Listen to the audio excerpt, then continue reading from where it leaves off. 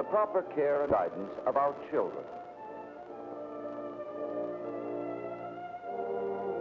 The menace of broken homes.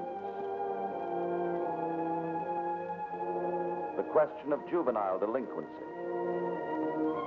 These are some of the obscure problems that form the hard core of our future as a nation.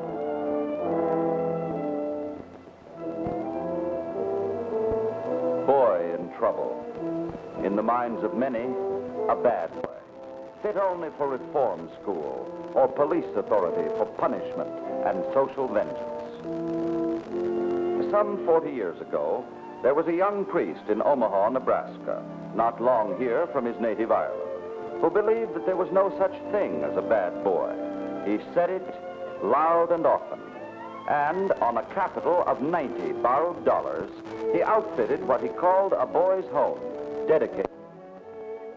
With a start of 5 boys, 3 out of juvenile court and 2 picked off the streets, from that shabby building in the heart of the city, Father Flanagan built well, through the years, to Boys Town, a place called home by about 1,000 boys from every state in the Union, a miniature city on the Lincoln Highway 10 miles west of Omaha, Nebraska. This is Father Flanagan's dream come true, a place where homeless, neglected, and unloved boys could find the day-to-day affection, care, and companionship summed up in the word home. He was beloved of God and man, and his name is in benediction. The memory of him shall not pass away. Today, as a living memorial to Father Flanagan, the principles of life, work, and education upon which the home was founded are carried forward by Father Wagner, General Director of Boys Town. His is a dedicated life, serving God and country in the care and guidance of boys without roots, without homes, other than the home he makes for them here.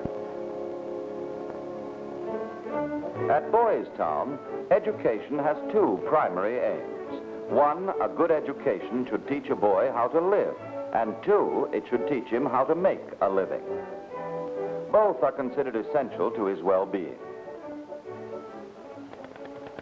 Each boy is placed in one of 3 general programs: college preparatory, vocational, farming. Trades and farm students spend half of each day in their specialized fields. College preparatory students devote full time to scholastic courses. Academic fitness alone does not qualify a teacher for a position in the Boys Town school system. For these boys, the product of broken homes, have special needs in terms of human relationships and emotional understanding. The teacher at Boys Town must be equipped by native endowment and training to respond to those needs from the heart as well as from the mind. As in most schools throughout the country, the majority of Boys Town students do not expect to go on to college. They must be prepared, therefore, to earn a living after graduation. Today, the vocational department of Boys Town offers practical training in 15 essential trades, ranging from printing to automobile mechanics, preparing the boy for the real workaday world which he will one day enter. Here he becomes familiar with machines, tools, and working conditions. He experiences the thrill of working with his hands, and he learns that there can be intelligence in his fingers as well as in his mind. Upon completion of a full course in any one of the trades taught here, the boy receives a high school diploma and a trade certificate, which qualifies him to enter his chosen field with a 2-year apprentice rating.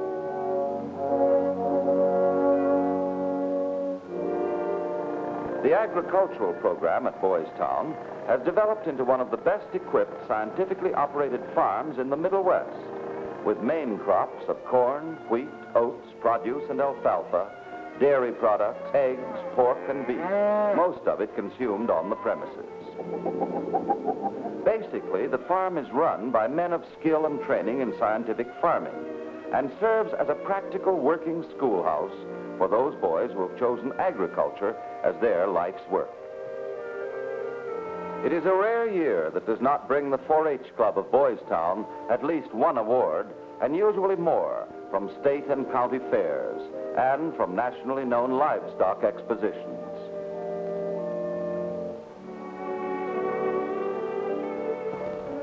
Give a boy something he likes to do, and the chances are you'll wind up with a healthy, happy, well-adjusted youngster. Many a homeless and neglected boy gets into trouble for no more reason than that he has never had a chance to find himself. He has been pushed around, backed into a corner, and robbed of any feeling of importance. Like this boy, only recently arrived in Boys Town and not yet adjusted to life here. Healthy social adjustment is not achieved overnight. Sometimes, sad to say, it is never achieved. If you want to know what kind of a future your boy will have, examine his everyday living habits. Does he tend to withdraw and isolate himself from boys his own age? Does he refuse to listen to reason and always insist on having his own way? Does he give up easily in the face of difficulties? These are some of the problems investigated and worked through by the Welfare Department at Boys Town. Fundamentally, the program here is based on counseling and teamwork between the boys, the welfare staff, and the teachers. Most of these boys originally came to Boys Town weighed down by a feeling of inferiority induced by shameful neglect and lack of sympathy in their previous environment.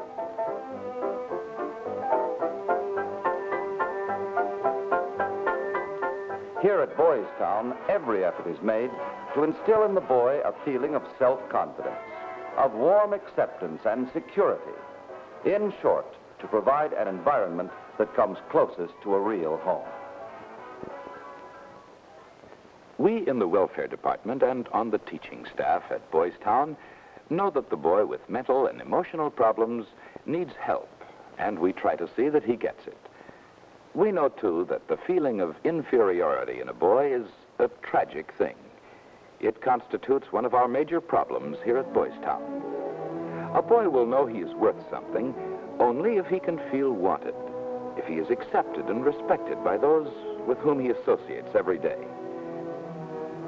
We feel that these factors of encouragement and social acceptance are as essential to normal growth in the boy as the food he eats and the air he breathes. The job, as we see it, is to cultivate in the boy a true sense of values in terms of himself and his relationship to others. The important thing to us is not how much talent or ability he has, but what he learns to do with what he has.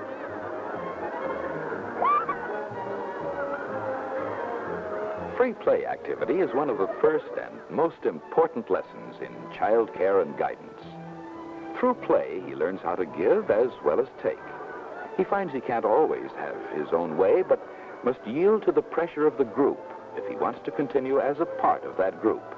In other words, to belong. This training and discipline enables him in later life to adjust to the requirements of business, social life, and good citizenship.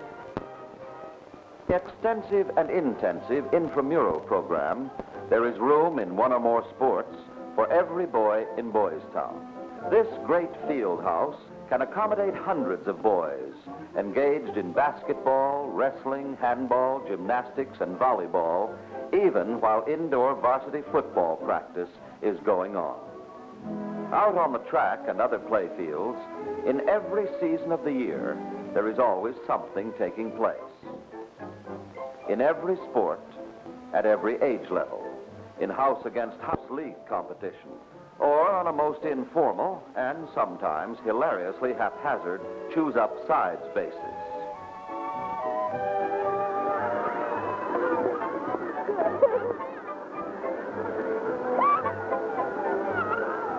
Touchdown!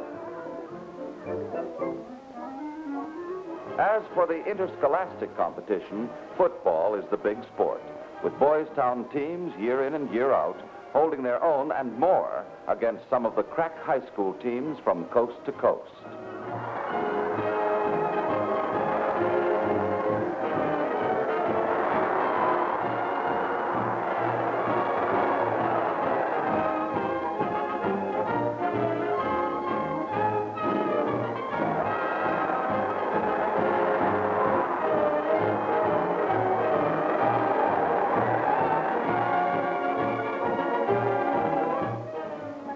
In the early days, Father Flanagan used to say, you've got to take the hungry look out of a boy's eyes before you can start helping him find himself.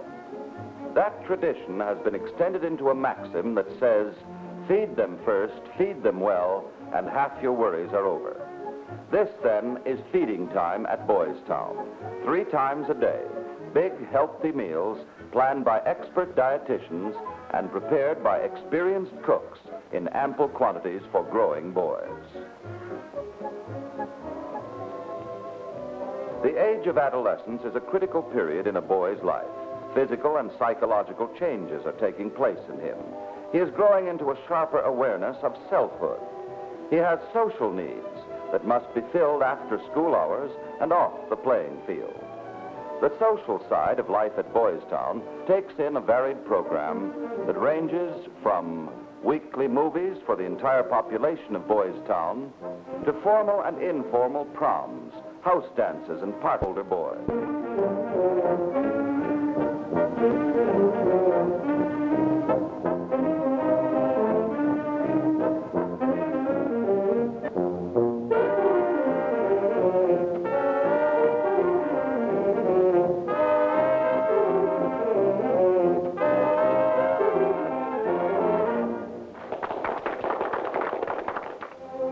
Religion forms a very important part in the boy's life at Boys Town. Every boy, whether Catholic, Protestant, or Jew, attends his respective religious instruction 2 periods a week. This chapel, donated by a noble and generous lady since passed away, is one of the most beautiful houses of God in America. A monument not only to the citizens of Boys Town, but to all underprivileged children everywhere. In this sanctified building is heard the glorious music of the Boys Town Choir. A group of 60 fresh young voices heard every year on tour in the major concert halls of the nation, from Carnegie Hall in New York to Philharmonic Auditorium in Los Angeles, California.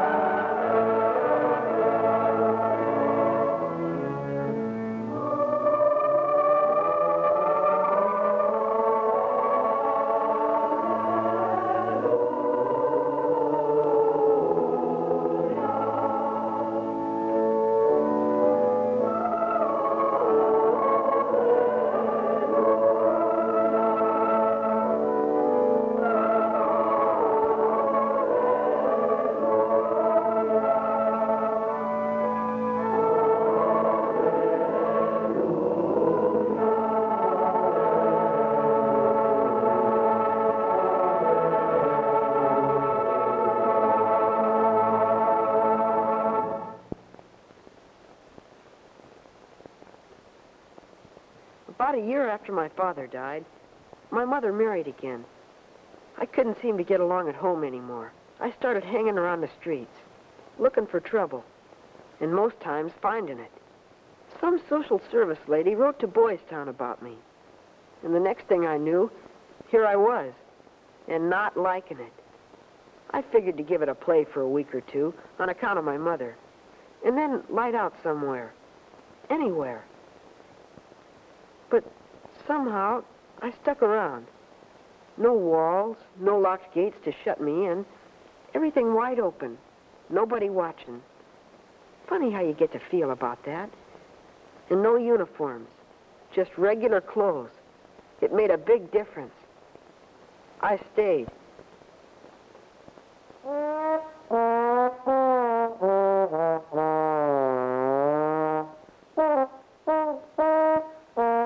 Well, it's almost 5 years now, and I'll be graduating soon. High school diploma and apprentice machinist card. I made a couple of the teams and sang baritone in the concert choir. I've seen plenty of other kids come here. Some by train or bus, or hobo style, or hitchhiking on their own. Lots of them in pretty bad shape. A few, not many, from juvenile court. They all made out okay, most of them.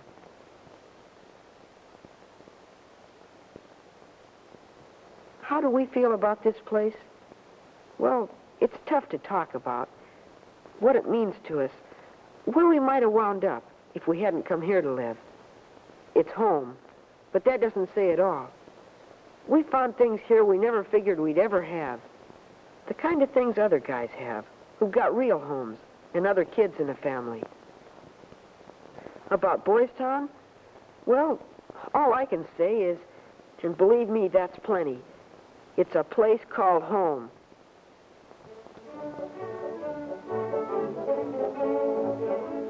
Every year, almost 500,000 people come to visit.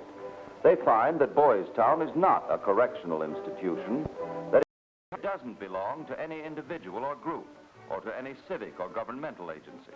They find that Boys Town belongs to and is self-governed by the boys who live here and call it their home. How then is Boys Town supported? Not by money from city, county, state, or federal government, nor from civic or church groups, but entirely by donations from people the world over. People who want to share in providing the unwanted, neglected boy with a home, an education, and a start in life on a footing with more fortunate boys. These citizens of Boys Town know that private donations built the roof over their heads, put the food on their tables, gave them the clothes they wear. But there is no feeling among them of accepting this generosity as their due. There is dignity here, lightheartedness and friendliness, because they feel themselves not objects of public charity, but co-workers in a great social project, building toward a better life in the years to come.